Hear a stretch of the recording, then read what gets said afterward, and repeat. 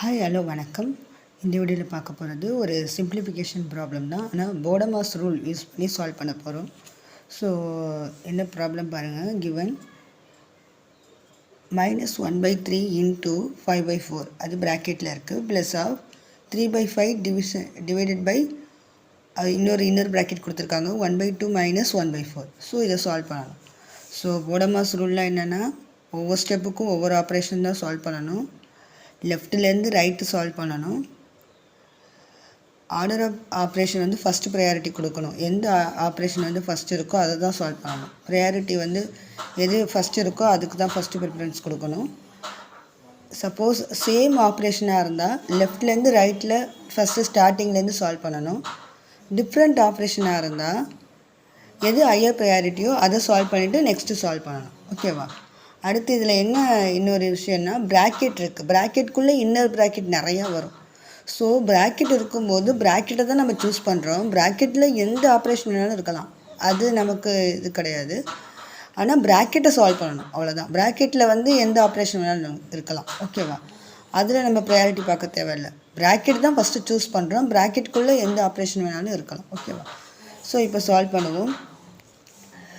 ப்ராக்கெட்டில் same operation இருந்தால் எதுவும் பிரச்சனை இல்லை. டிஃப்ரெண்ட் ஆப்ரேஷன் இருந்தால் என்ன பண்ணுறதுங்கிறத நெக்ஸ்ட் வீடியோவில் பார்க்கலாம். ஸோ இப்போ பாருங்கள், ஸ்டெப் 1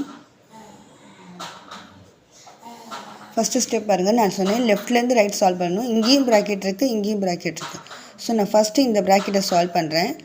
ப்ராக்கெட்டை தான் நான் சூஸ் பண்ணியிருக்கேன். ஃபஸ்ட் ப்ரையாரிட்டி ப்ராக்கெட் தான். ஓகேவா? ஸோ ப்ராக்கெட்டை சூஸ் பண்ணியிருக்கேன். ஆனால் ப்ராக்கெட்டில் மல்டிப்ளிகேஷன் டாஸ்க் இருக்குது. ஸோ மல்டிப்ளிகேஷன் டாஸ்க்கை சால்வ் பண்ணும்போது -1 × 5 -1 × 5 -5 ஓகேவா, டிவைடட் பை 3 × 4 12 சால்வ் பண்ணிவிட்டேன்.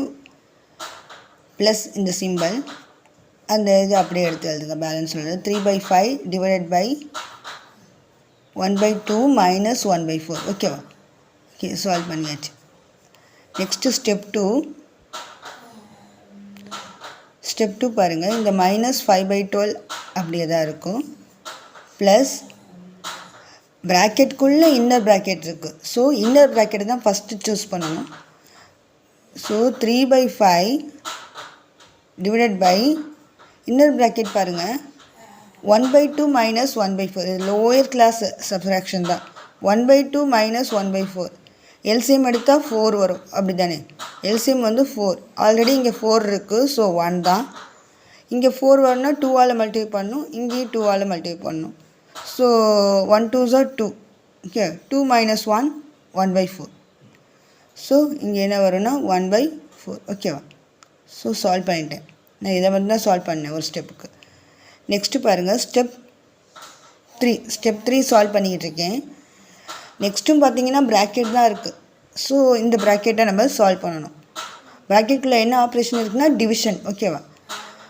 நெக்ஸ்ட்டு பாருங்கள், -5/12 இந்த ப்ளஸ் சிம்பிள், இந்த டிவிஷனை சால்வ் பண்ணணும். நான் டிவிஷனுக்கு ஏற்கனவே சொல்லியிருக்கேன். இது பாருங்கள், ஃப்ராக்ஷன் டிவைடட் பை ஃப்ராக்ஷன் அது மாதிரி இருக்குது. a/b இது ஒரு ஃப்ராக்ஷனு டிவைடட் பை c/d இந்த மாதிரி இருக்குது இந்த சிம்பிள். இது வந்து இந்த மாதிரி மீனிங். ஸோ இது எப்படி இருக்குன்னா 3/5 ஹோல் டிவைடட் பை 1/4ங்கிற மீனிங். ஸோ நியூமரேட்டரில் ஒரு ஃப்ராக்ஷன் இருக்குது, டினாமினேட்டரில் ஒரு ஃப்ராக்ஷன் இருக்குது. ஸோ இது எப்படி கன்வெர்ட் ஆகுனா இது டிவிஷன் தான், ஆனால் மல்டிப்ளிகேஷனில் கன்வெர்ட் ஆகுது. கீழே டினாமினேட்டர் உள்ள ஃப்ராக்ஷன் வந்து ரெசிப்ரோக்கலாக மாறும், d/cன்னு. அப்போ இந்த 1/4ங்கிறது ரெசிப்ரோக்கலாக மாறணும். அப்போ 3/5 இன்ட்டு 4/1ன்னு சேஞ்ச் ஆகும். ஓகேவா? ஸோ நான் இப்போ இதை சால்வ் பண்ணிகிட்ருக்கேன். -5/12 ப்ளஸ் ஆஃப் இது மாதிரி சேஞ்ச் ஆகுது. 3 × 4 12, 5 × 1 5. ஓகேவா? சால்வ் பண்ணியாச்சு. நெக்ஸ்ட்டு பாருங்கள், ஸ்டெப் 4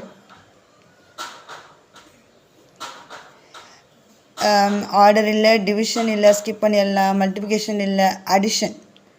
இது அடிஷனுங்கிற மீனிங்கு. ஆனால் இதை நம்ம சால்வ் பண்ண போகிறோம். நம்ம வந்து லோயர் கிளாஸ்லலாம் படிச்சிருப்போம்ல, ப்ளஸ் ஒரு அடிஷன் ஆப்ரேஷனில் ப்ளஸ்னால் ப்ளஸ் பண்ணி அப்படியே ப்ளஸ் சிம்பிள் போடணும். சப்போஸ் மைனஸ்னால் அடிஷனில் ரெண்டுத்தையும் ஆட் பண்ணி இந்த சைனு போடணும், மைனஸோடு ஆட் பண்ணி போடணும். மைனஸ் ப்ளஸ்னால் சப்ராக்ஷன் பண்ணணும், ஆனால் பிக்கர் நம்பர் சைன் போடணும். பிக்கர் நம்பர் சைன் எது வருதோ அது போடணும். அதே மாதிரி ப்ளஸ்ஸு மைனஸ்னாலும் சப்ராக்ஷன் பண்ணணும், ஆனால் பிக்கர் நம்பர் சைன் போடணும். இந்த கான்செப்டை வந்து இங்கே அப்ளை பண்ணுறோம். அதாவது எப்படி அது பர்ஃபார்ம் ஆகுனா அடிஷன் தான், ஆனால் இது மாதிரி பர்ஃபார்ம் ஆகுது. ஸோ -5/12 + 12/5ன்னு இருக்குது. ஸோ இந்த இதை சால்வ் பண்ணும்போது எல்சிஎம் எடுக்கணும். 12க்கும் 5க்கும் எல்சிஎம் வந்து 60. ஸோ இங்கே வந்து நான் வந்து 5ஆல் மல்டிப்ளை பண்ணுறேன், இங்கே 12ஆல் மல்டிப்ளை பண்ணுறேன். அப்போ நியூமரேட்டரையும் 5ஆல் மல்டிப்ளை பண்ணணும், இங்கே 12ஆல் மல்டிப்ளை பண்ணணும். So 5 × 5 -5 × 5 -25 plus 12 × 12 144. ஓகேவா? ஸோ இது எப்படி பர்ஃபார்ம் ஆகுதுன்னா இது மாதிரி மைனஸு அடிஷன் ஆப்ரேஷனில் ப்ளஸ் இருக்குது. ஸோ சப்ராக்ஷன் பண்ணிவிட்டு பிக்கர் நம்பர் சைன் போடணும். -25 + 144 பிக்கர் நம்பர் சைன் வந்து ப்ளஸ்ஸு தான். ப்ளஸ் இதை சால்வ் பண்ணும்போது 119 / 60ன்னு வரும். ஓகே. ஸோ 11 / 960 வந்து எப்படி சால்வ் பண்ணலான்னா பேசிக் டிவிஷன் தான். ஸோ 60 இருக்குது, 119 இருக்குது. ஸோ 160 60, ரிமைண்டர் வந்து 59. ஓகேவா? ஸோ இது எப்படி மிக்ஸ்டு ஃப்ராக்ஷனில் எழுத முடியும்னா 159/60. ஸோ இதோட ஃபைனல் வேல்யூ வந்து 159/60. ஸோ இதான் this is the answer. Okay, அவ்வளோதான். ஸோ நம்ம என்ன பௌடமாஸ் ரூல்னு டிசைட் பண்ணிட்டா you must follow order of operation. கண்டிப்பாக ஆர்டர் ஆஃப் ஆப்ரேஷன் ஃபாலோ பண்ணணும். ஒவ்வொரு ஸ்டெப்புக்கும் ஒவ்வொரு ஆப்ரேஷன் தான் சால்வ் பண்ணணும். ஓகேவா?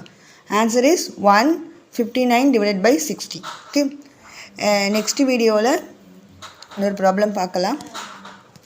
இந்த வீடியோ உங்களுக்கு பிடிச்சிருந்தா லைக் பண்ணுங்கள், சப்ஸ்கிரைப் பண்ணுங்கள், கமெண்ட் பண்ணுங்கள் அண்ட் ஷேர் பண்ணுங்கள். தேங்க்யூ ஃபார் வாட்சிங்.